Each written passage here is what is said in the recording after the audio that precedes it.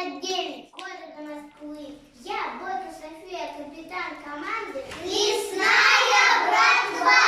Наш девиз: мы не будем стоять в стороне, мы за порядок на нашей земле.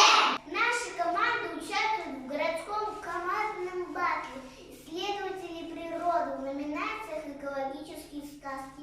Какую мы оставим природу будущим поколениям? Замусоренную и отравленную отходами или чистую живую? Это зависит только от нас.